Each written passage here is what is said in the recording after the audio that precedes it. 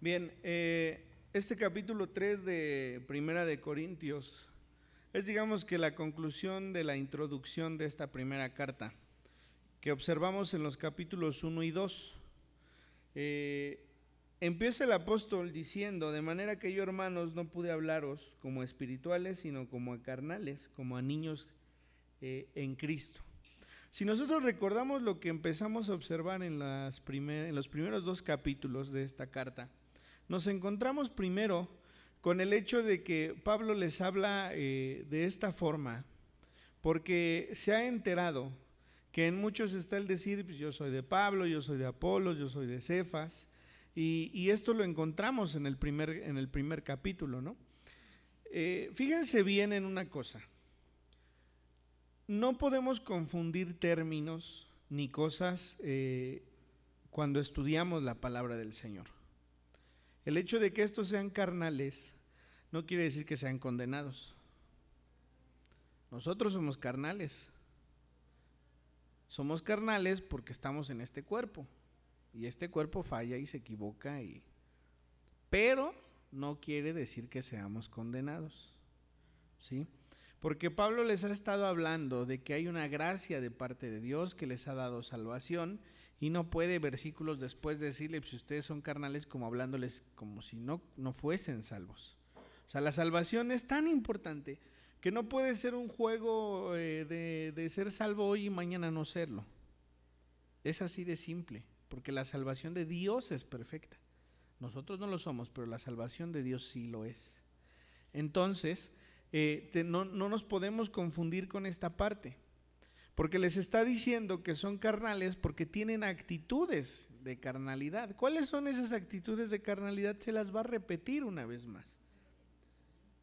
Dice: os di de beber leche y no vianda, porque aún no erais capaces ni sois capaces todavía, porque aún sois carnales, pues habiendo entre vosotros celos, contiendas y disensiones, ¿no sois carnales y andáis como hombres? Porque diciendo el uno: yo ciertamente soy de Pablo, y el otro: yo soy de Apolos, ¿no sois carnales?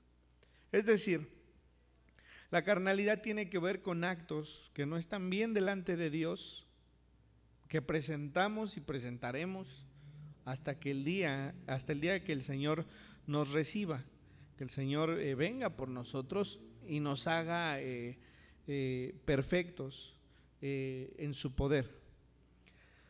No quiere decir tampoco que podamos hacer y decir como nos parezca hacerlo, ¿no? Y confiar en que pues, la salvación ahí está. Porque bien nosotros tenemos que rendir esos frutos de arrepentimiento, ¿no? Y esos frutos de arrepentimiento pues son lo contrario a esa carnalidad. Es decir, si hablamos mal de un hermano, el fruto de arrepentimiento será hablar bien de ese hermano, ¿no? Si nosotros estamos enojados con un hermano o con cualquier persona, lejos de ir y discutir con esa persona, tendríamos que orar por esa persona. Hace algunas semanas, ya tiene más semanas, no es tan cercano. Hace como 1 año y medio mi esposa y yo quisimos adquirir una cocina, nada más que la mandamos a hacer. Pues resulta que la cocina todavía no tenemos ni un cajón, ¿no? Pero iba y veía al Señor cada semana y hasta se reía. Le digo: ay, Señor, yo ya no sé si reírme o dejarme con usted. Bueno, pasaba. Así que un día muy molesto, creo que lo agredí con mis palabras, y de inmediato le hablé a mi esposa y le dije: oye, esto no está bien, no me siento bien. Yo era muy peleonero, así como un chiquito sí le entraba. Era muy peleonero, y yo le decía: durante mucho tiempo he buscado no hacerlo, y esos arrebatos que de repente pasan no están bien. Y yo le decía: si este Señor no nos entrega, ya no voy a volver a ir, porque lejos de todo, los que estamos perdiendo somos nosotros. O sea, lejos de que nos entregue o no nos entregue, la tranquilidad no puede irse de nosotros, ¿no? Y esto es lo que pasa cuando Pablo habla de esa manera. Hay actos de carnalidad que hay en nosotros que hay que ir quitando ciertamente, pero que no quitan nuestra salvación, porque la salvación de Dios es perfecta. Insisto, la salvación de Dios, no nosotros. Entonces, Pablo les explica también por qué no ha ido más allá. O sea, seguramente algunos dijeron, es que Apolos nos ha enseñado más que Pablo, ha ido más profundo que Pablo. Y Pablo les dice, yo les tuve que hablar como a carnales, les tuve que dar leche y no viandas, les tuve que dar leche y no un alimento sólido. ¿Por qué? Porque ustedes siguen siendo hoy carnales. Ahora, si ustedes recuerdan lo que vimos la semana pasada, veíamos que la sabiduría de Dios, dice Pablo, yo vine a ustedes con palabras sencillas, pero hay con quienes sí hablo sabiduría, ¿no? Y no porque sean tontos. Yo hablo sabiduría con los que han madurado espiritualmente. El grado en que nosotros podamos ir entendiendo las cosas espirituales se va a ir dando en el momento en que nosotros vayamos creciendo y esos actos ya no se presenten en nuestra vida. La única manera es buscar de Dios, insisto y siempre lo voy a insistir, es orar, es leer la palabra, es estar aquí en la iglesia. Esa es la manera en la que nosotros crecemos espiritualmente y en la que podemos comprender otras cosas. ¿Por qué Pablo se da cuenta tan fácil de que estos siguen siendo carnales? Porque su discusión no está en los misterios espirituales del Señor. Sus comentarios siguen siendo, pues yo soy de Apolos, y yo soy de Pablo y yo soy de Cefas. Yo voy a esta iglesia, yo voy a esta otra, yo voy a esta otra, y el pastor es este, y el pastor dice, esos son actos que no nos ayudan a avanzar y que demuestran que no estamos cercanos a conocer los misterios de Dios. Entonces entendíamos la semana anterior que la sabiduría de Dios proviene del Espíritu Santo. Y ponía el ejemplo la semana anterior, leíamos el ejemplo que Pablo decía, ¿quién conoce la profundidad del hombre? Solo el hombre, ¿no? Y decíamos, yo puedo suponer lo que la otra persona está pensando, lo que la otra persona está queriendo decir, pero solamente esa persona sabe lo que hay en su pensamiento. Y dice el apóstol, así como el Espíritu de Dios conoce la profundidad de Dios, y agregábamos, porque es Dios. Entonces decía que todos esos misterios de revelación provienen de Dios. El Espíritu Santo de Dios es el que hace que nosotros comprendamos esos misterios y que crezcamos espiritualmente. Entonces, por eso les decía, este capítulo es como la unión de todo lo que Pablo quería decirles en este primero y segundo capítulo, explicándoles el porqué de las cosas. Entonces dice, porque diciendo el uno, yo ciertamente soy de Pablo, y el otro, yo soy de Apolos, ¿no sois carnales? ¿Qué pues es Pablo y qué es Apolos? Servidores por medio de los cuales habéis creído, y eso según lo que a cada uno concedió el Señor.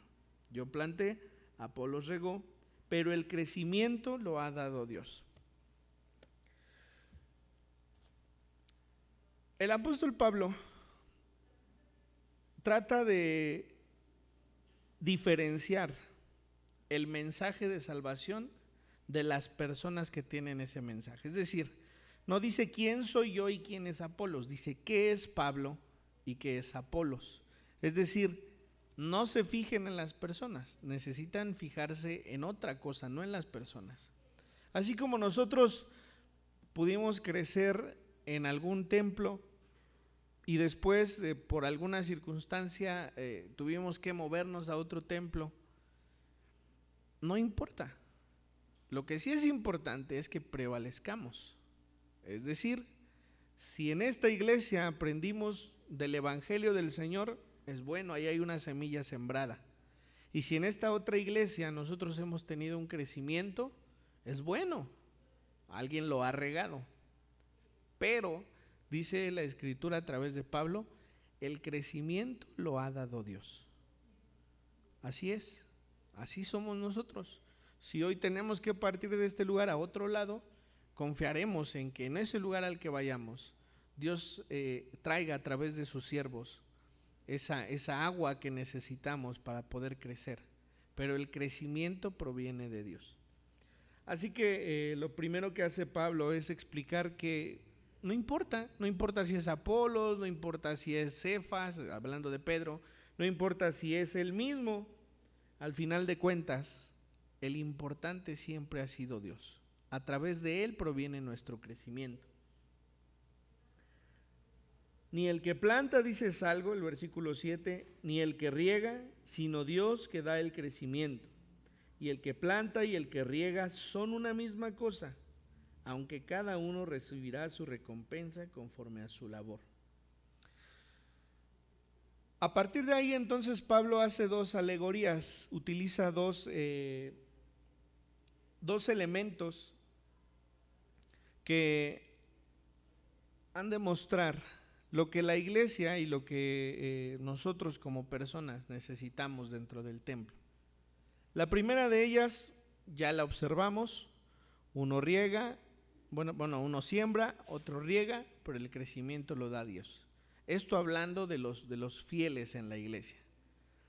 Pero después de ello utiliza otra alegoría hablando de una construcción en la cual hay un crecimiento del templo del Señor. Y dice así, versículo 9: porque nosotros somos colaboradores de Dios y vosotros sois labranza de Dios, edificio de Dios. Conforme a la gracia de Dios que me ha sido dada, yo como perito arquitecto puse el fundamento y otro edifica encima, pero cada uno mire cómo sobreedifica. Ok, el fundamento dice que es Dios.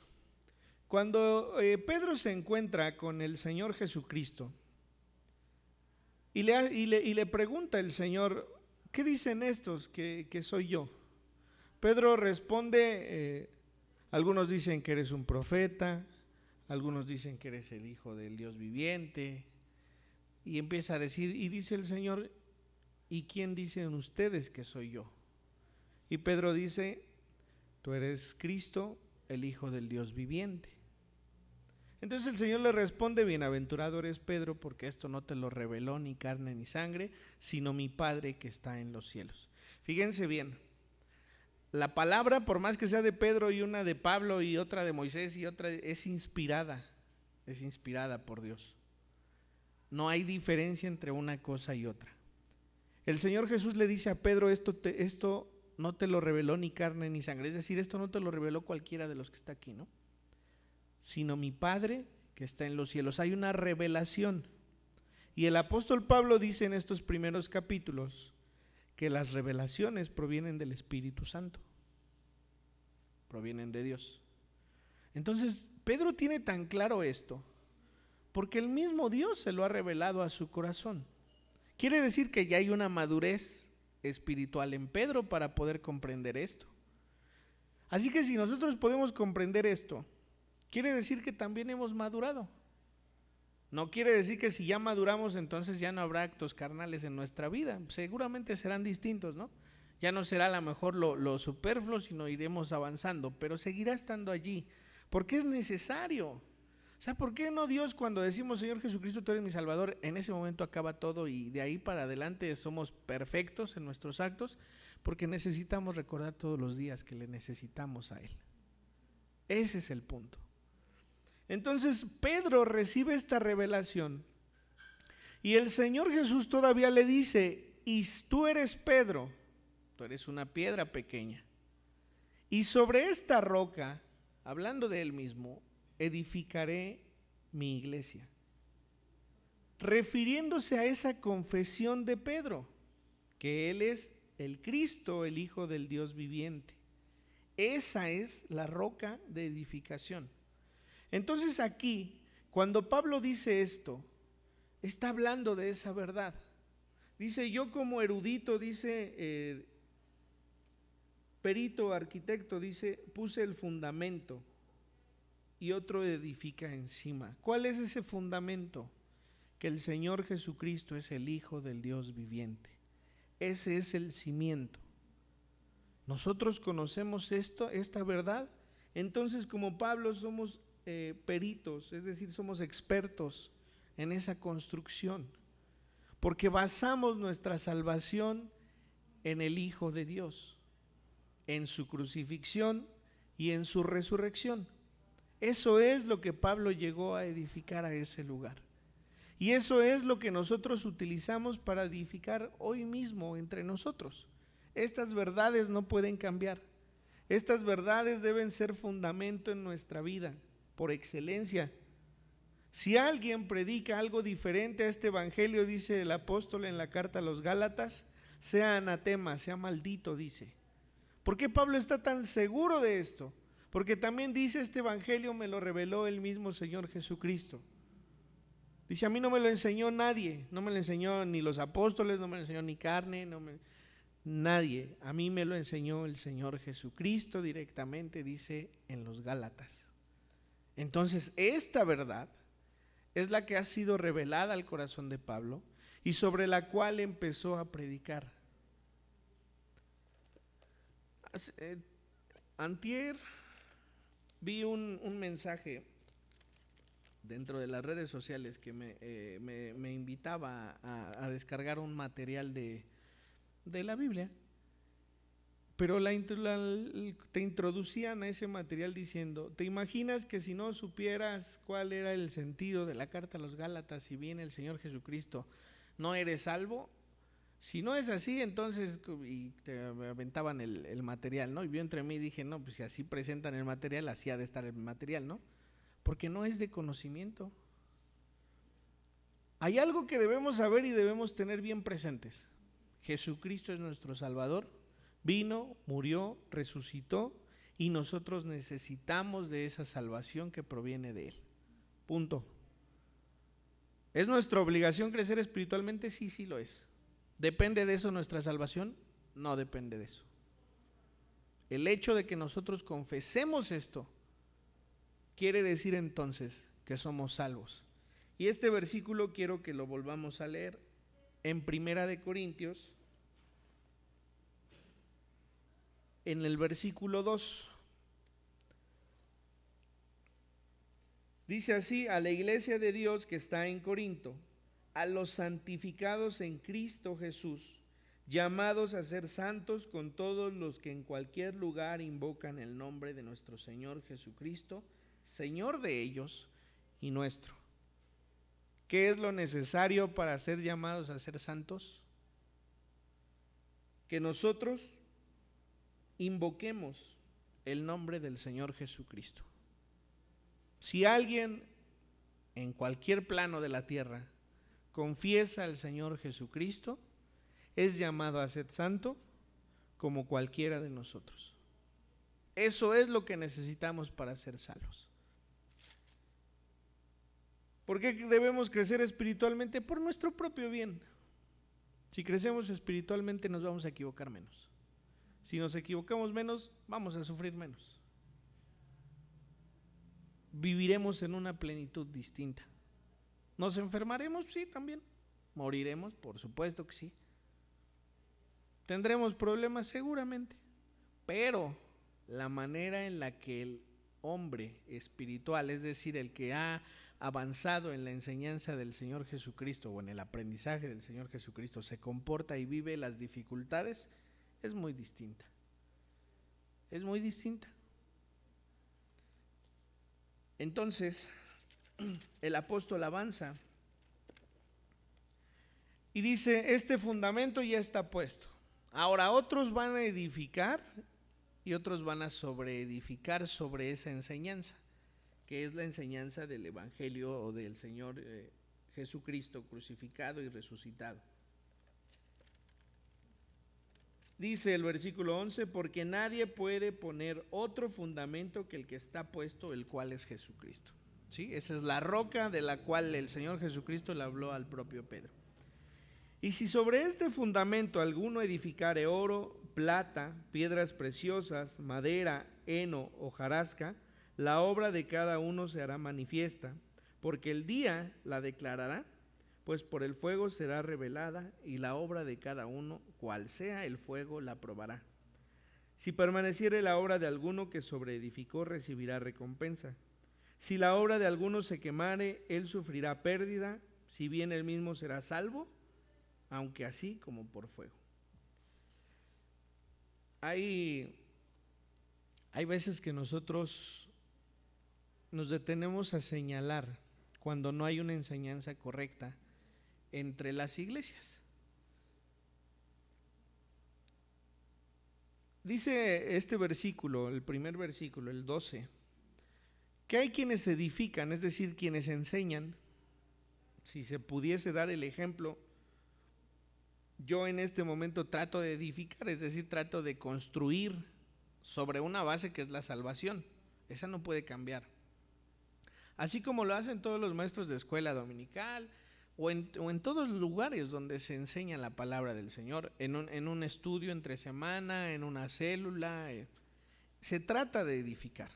Pero dice, hay piedras como el oro, la plata, piedras preciosas, madera, heno, hojarasca. No tengo que explicar qué pasa si con estos materiales los pasamos por fuego. Algunos se consumirán, se quemarán. ¿Cuáles son? Pues la madera, el heno o la hojarasca, ¿no? Si uno construye con oro, con plata, con piedras preciosas, pues son materiales que aunque se pasen por fuego, permanecen. Incluso el oro, con el fuego, se purifica, se puede aclarar su material, ¿no? Por eso es que tienen un valor mayor. Entonces, ¿qué quiere decir? Que cualquiera de nosotros que trata de enseñar está sobreedificando. Algunos utilizarán o utilizaremos palabras que tengan tanta fuerza como el oro, la plata y las piedras preciosas, que cuando venga fuego y sea probada, permanezca. Pero algunos construirán con algunas enseñanzas que lejos de estos materiales puedan utilizar madera, heno u hojarasca. O sea, los techados de los lugares donde no hay una losa y se colocan, no sé, hojas de palma, todo esto, cuando venga el fuego se quema fácilmente, ¿no? Eso es a lo que se refiere. ¿Cuáles son esas enseñanzas? A veces decimos, pues es que en aquella iglesia solamente enseñan la abundancia, ¿no? Tienen una doctrina acerca de esto, o es que en aquella iglesia enseñan de esta forma o enseñan de esta otra, pero nunca enseñan al Señor Jesucristo. Bueno, esas enseñanzas, cuando venga el fuego a ser probadas, simplemente van a desaparecer.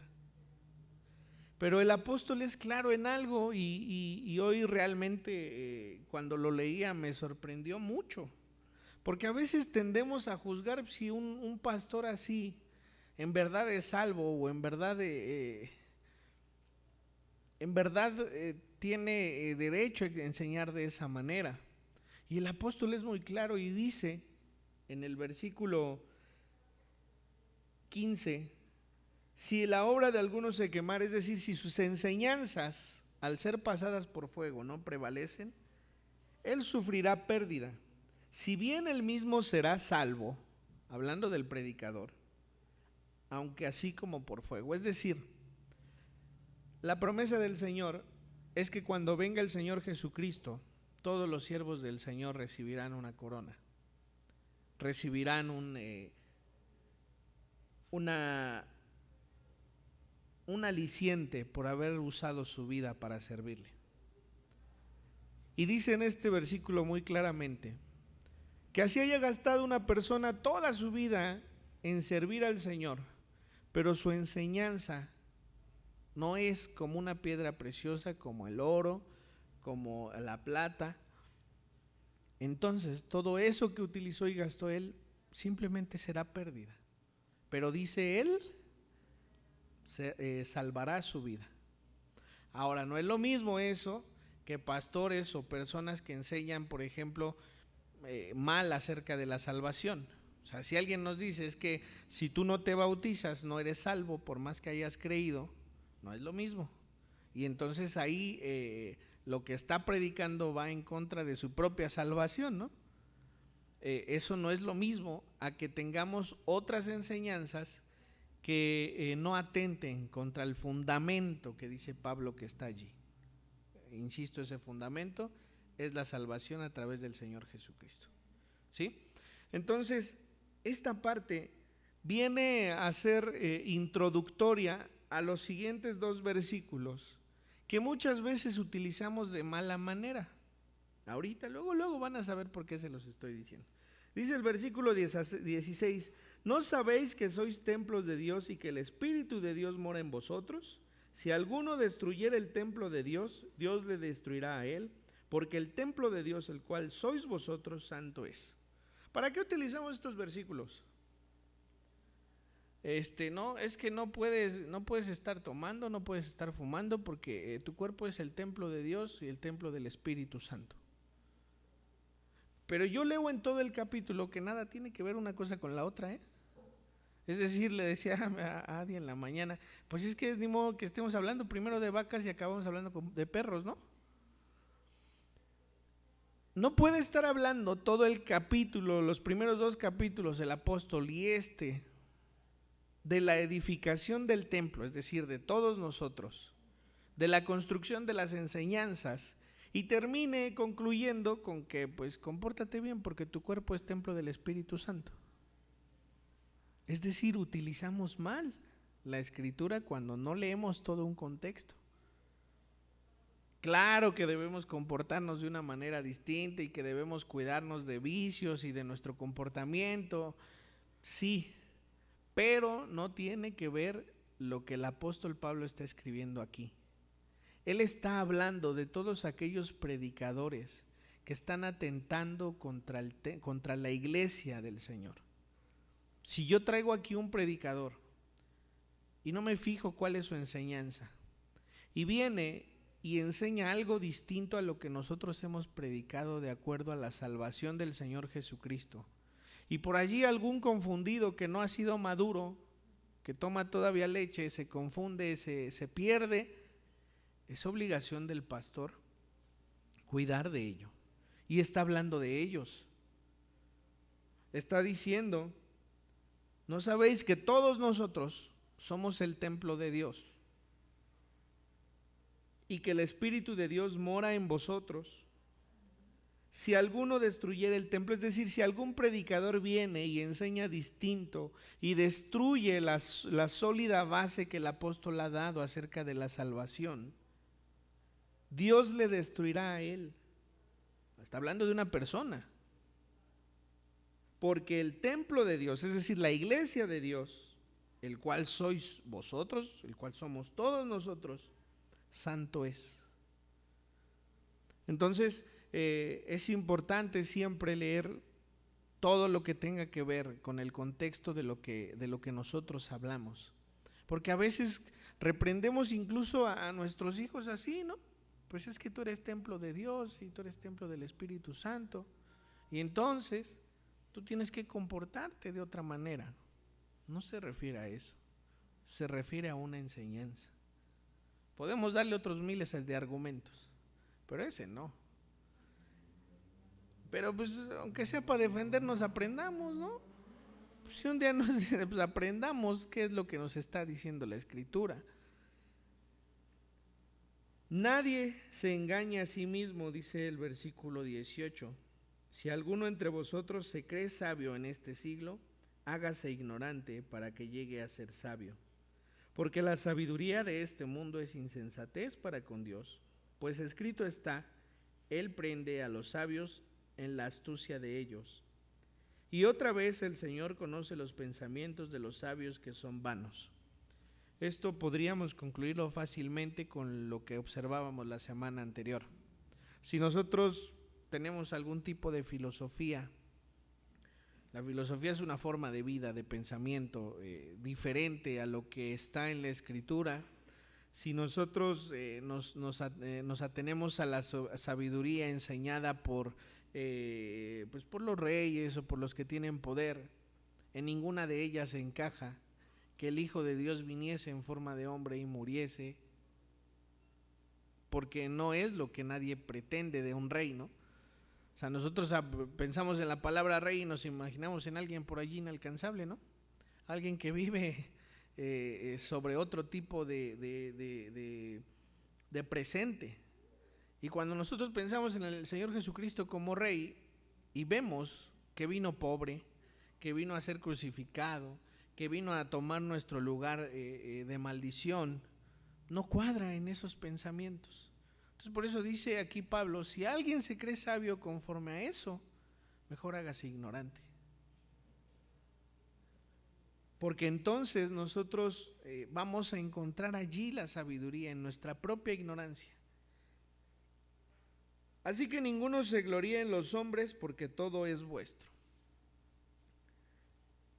Y va a concluir el apóstol con lo siguiente: todo es vuestro, todo es de nosotros.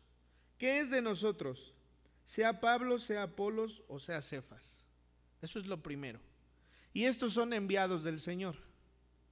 Él les está diciendo, estos tres de los cuales ustedes podrían gloriarse, yo soy de Pablo, yo soy de Cefas, yo soy de Apolos, estos tres son suyos. El Señor los ha puesto para el servicio de ustedes. No se gloríen de ellos, porque son suyos. Son obras ministeriales que el Señor ha levantado para servir a la iglesia. ¿Alguien tiene por ahí algún pastor preferido? No se gloríe de él. El Señor lo ha puesto en la iglesia para servirle a usted. Eso es lo que está diciendo. ¿Qué más? Sea el mundo, este mundo que hoy vemos perdido, que será transformado cuando el Señor Jesucristo venga, también es nuestro. Dice la palabra del Señor que el Señor Jesucristo es heredero y nosotros coherederos con Él. Es nuestro también. Sea la vida, sea la muerte. Por ahí dirán, es que estos son bien graciosos porque oran por los enfermos y si se salvan o si tienen salud, ganan. Y si mueren, también ganan. Pues sí, sea en la vida o sea en la muerte. Es ganancia, dice la muerte para nosotros. Vivir en Cristo es una manera muy diferente de vivir sin Él. Pero morir en Cristo es completamente contrario a morir sin Él. Entonces dice, en la vida o en la muerte, eso también es vuestro. Y dice, para terminar, sea lo presente, sea lo porvenir. ¿Sabe? Cuando nosotros confiamos en el Señor, el presente que vivimos se observa de una manera diferente. Insisto, hay problemas porque estamos aquí, habitamos una tierra que está gobernada bajo un contexto contrario a lo que Dios es. Aquí tenemos que habitarlo, pero el presente que hoy tenemos en nada se compara con el porvenir. Tenemos problemas, sí. Tenemos llantos, sí. Tenemos tristeza, sí. Tenemos dolor, sí. Pero si nosotros seguimos leyendo la Escritura, dice en el Apocalipsis que vendrá un cielo nuevo y una tierra nueva, y dice, y no habrá más llanto, y no habrá más tristeza, y no más dolor. Ese es nuestro porvenir. Aprendamos a vivir en fe en el Señor con lo que hoy vivimos y con la esperanza de lo que viviremos. Esa es nuestra enseñanza. Y eso es lo que podemos tener solamente de invocar el nombre del Señor Jesucristo como nuestro Salvador. Habrá quien enseñe en la iglesia del Señor bien o mal.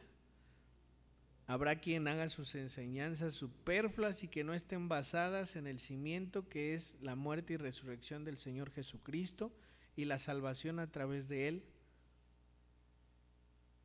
Pero, dice, cuando venga el fuego, será probado. Si esa enseñanza no permanece, simplemente perderá lo que trató de ganar para sí, ¿no? Si ha confesado que el Señor es su Salvador, salvará su alma, pero por todo lo que trabajó toda su vida, no permanecerá. Y así en nosotros, confiemos en que alguien ha traído la semilla a nuestro corazón, en que alguien la ha regado y que el crecimiento que podamos tener proviene de Dios a través de su Espíritu Santo.